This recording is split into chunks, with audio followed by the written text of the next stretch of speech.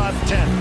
Hart dips it in and it's Ward. He spins into the end zone for the touchdown. Watching greatness on one end in LeBron. There's a dude with 35 in white getting it done defensively and then offensively taking over the fight. Mama, there goes that man. They have shared a brilliant championship battle, but the championship can only be won by one, and it's going Dutch in 2021. Max Verstappen, for the first time ever, is champion of the world.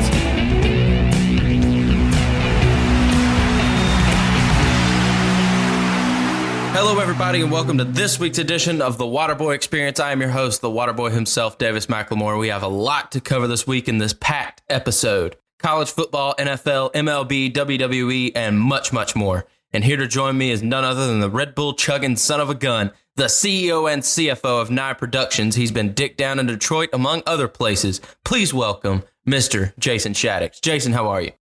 I'm actually doing pretty good. I'm quite elated to the fact that we're finally able to record.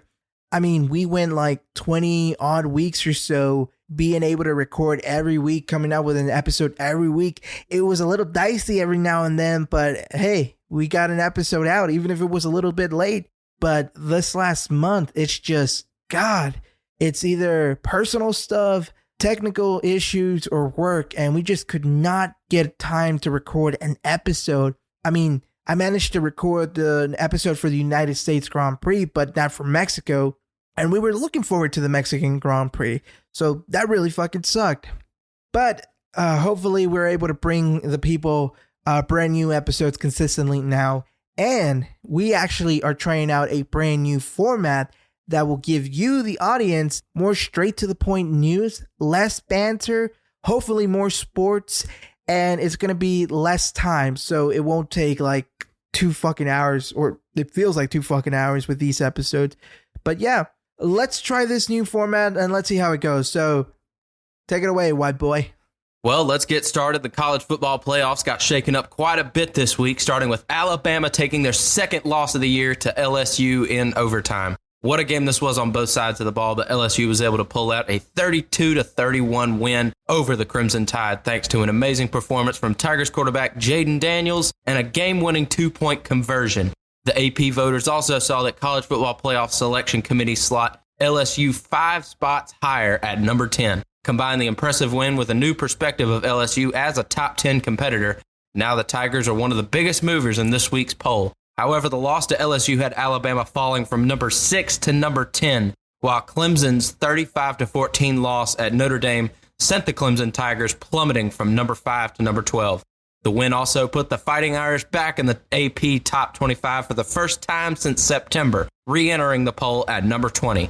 All the shake-up at the top provided the opportunity for TCU, who are now 9-0 after a win against Texas Tech, to crash into the top 5 in a move from number 7 to number 4. The Horned Frogs' next opponent, Texas, made a return to the top 25 after its win against Kansas State, checking in at number 18, and Georgia, who was number 1 in last week's AP Top 25 and could move into the same spot in the new college football playoff rankings, handed Tennessee their first loss of the season on Saturday afternoon in Athens. The Volunteers dropped from number 2 to number 5 after the defeat, while the Bulldogs took control of the top spot, collecting 62 of 63 first-place votes. Here's a look currently at the college football top 10 rankings. Number 1, Georgia. Number 2, Ohio State. Number 3, Michigan. Number 4, TCU. Number 5, Tennessee. Number 6, Oregon.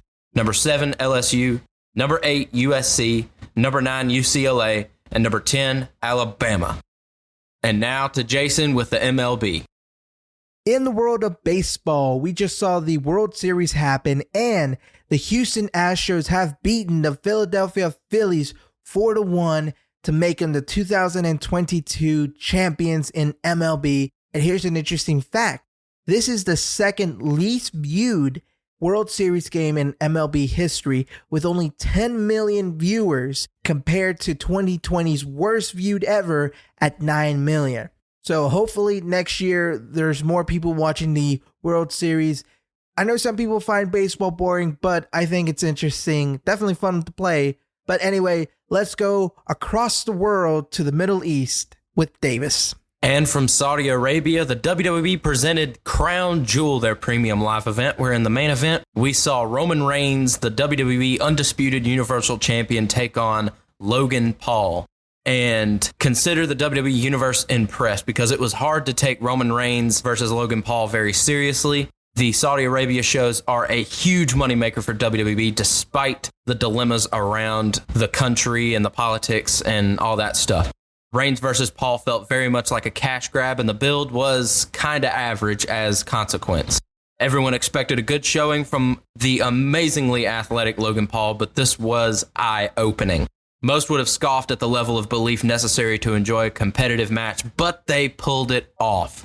The heart skipped a beat for Paul's near fall as he nailed every spot sublimely, from chain wrestling to springboards. May not be a perfect match on the surface, but you have to factor in the name value and how much it exceeded expectations. This is arguably one of the best celebrity crossover matches in pro wrestling history, and it was an amazing performance from Logan Paul. Overall, WWE Crown Jewel seemed to be an amazing success. Now on to Jason for any nondescript motorsport news. Before I get started on the nondescript motorsport news, I do want to mention that Logan Paul tore his MCL and his ACL during that match. So for many fans who wanted to see him wrestle at WrestleMania, that looks to be out of the picture. He's going to be out between 6 months to a year. Hopefully, he comes back and he's able to entertain the fans once more. All right, moving on. The Japanese racing series Super GT has announced that for 2030, they intend to cut their carbon footprint in half. One way they might achieve this is by introducing hybrid engines to the grid.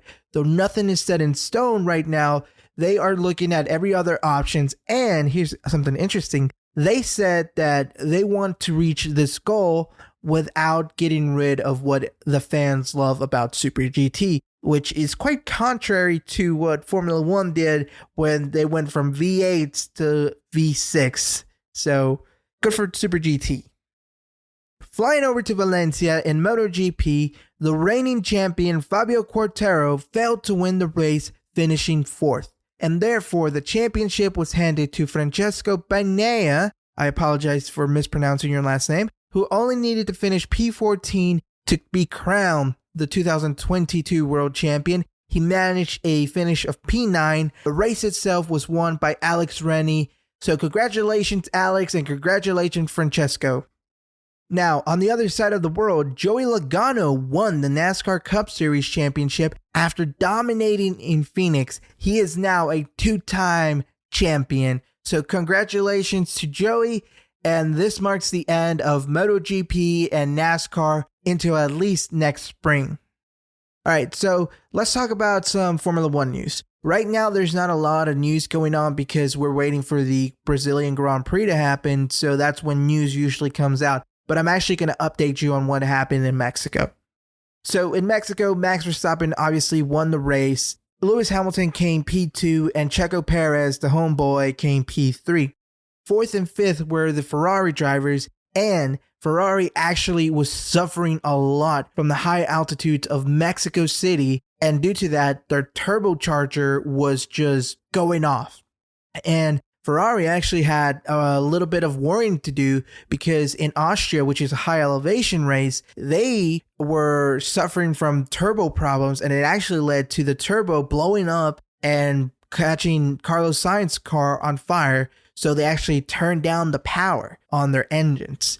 Now, another thing is Fernando Alonso was doing great again, and unfortunately his engine gave out. So Alpine still has reliability issues, and I don't think that's something they're going to be able to fix. Other than that, Max Verstappen and Red Bull were actually quite pissed at Sky Sports and were actually not doing the interviews that they had to do. Like in Formula One, the drivers have to do interviews with the media, and usually Sky Sports, which hosts the Formula One TV and all that stuff, they do the interviews with them. But Ted Kravitz, one of the, not the announcers, but one of the pit lane interviewers, I want to say, essentially he just said that Max Verstappen robbed the world championship from Lewis Hamilton. And in Formula One, there's always this kind of British bias and they don't really like non-British drivers. I don't see it as much, but what he did say was a little bit uncalled for, and Max got pissed because he says, to paraphrase, essentially, people keep on saying the same thing and it happened already. Let's move on, but you guys keep on beating this dead horse, and I'm not going to do any interviews with Sky Sports at all. Like, I'm done. I'm not doing any interviews this weekend, and they didn't, and Red Bull actually supported Max, and they actually had some talks this coming weekend for the Brazilian Grand Prix, but they did announce that Max will be talking to the Sky Sports media. And that's pretty much all the news I've got for motorsports and Formula One. So, Davis, take us to the NFL. And now on to NFL Week 9, where we saw the Philadelphia Eagles defeat the Texans 29-17. The New England Patriots beat the Indianapolis Colts 26-3. The Detroit Lions defeated the Packers 15-9 in a terrific performance from the Detroit Lions. The Chargers beat the Falcons 20-17. The New York Jets beat the Bills 20-17. The Vikings beat the Commanders 20-17. The Bengals defeated the Panthers 42-21. The Jaguars unfortunately beat the Las Vegas Raiders 27-20. The Dolphins beat the Bears 35-32. The Seahawks beat the Cardinals 31-21. The Buccaneers defeated the Rams 16-13. And the Chiefs beat the Titans 20-17. And finally, last night on Monday Night Football, the Ravens beat the Saints 27-13. And next week, here's some of the games. Falcons versus the Panthers, Seahawks versus the Buccaneers, Lions versus the Bears, Browns versus the Dolphins, Broncos versus the Titans, Vikings versus the Bills, Texans versus the Giants, Jaguars versus Chiefs, Saints versus Steelers, Colts versus Raiders, Cardinals versus the Rams, Cowboys versus the Packers, Chargers and the 49ers, and the Commanders versus the Eagles. Here is Jason for injury updates and also the betting updates. Betting report? What the hell are you talking about? We didn't bet on no games last week or this week. I've got nothing. What, do you expect me to get them out of my ass or something? Fuck you. Let's move on to the NFL injury report. All right, so let's start with the Buffalo Bills. Their quarterback, Josh Allen, could be dealing with a ulnar collateral ligament issue, which is an elbow issue, after their loss to the Jets. Right now, nothing is certain, and Allen is treated on a day-to-day basis. Titans quarterback Ryan Tannehill sat out last week against the Chiefs, and it's still questionable if he'll manage to return this week against the Broncos. Colts running back Jonathan Taylor was sidelined for the third time this season with an ankle injury. Right now, the Colts are treating him on a week-to-week basis. Ezekiel Elliott is expected to make a return after dealing with a knee injury.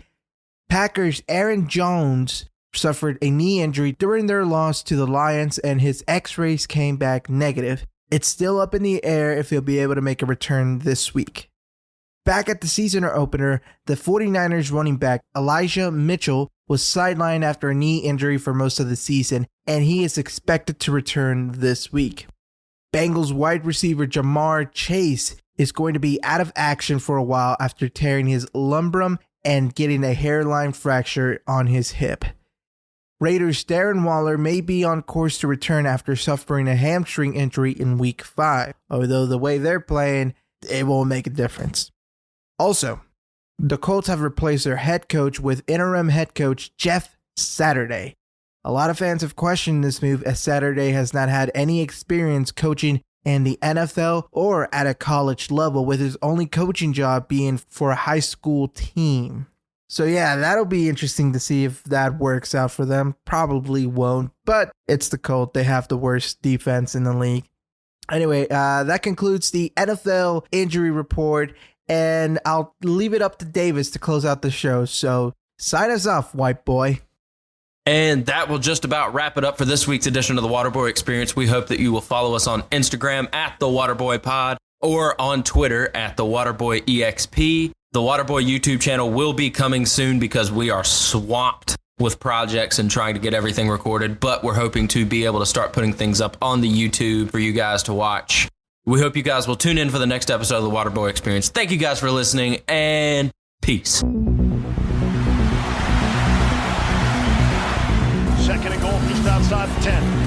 Hart tips it in and it's Ward. He spins into the end zone for the touchdown. Watching greatness on one end.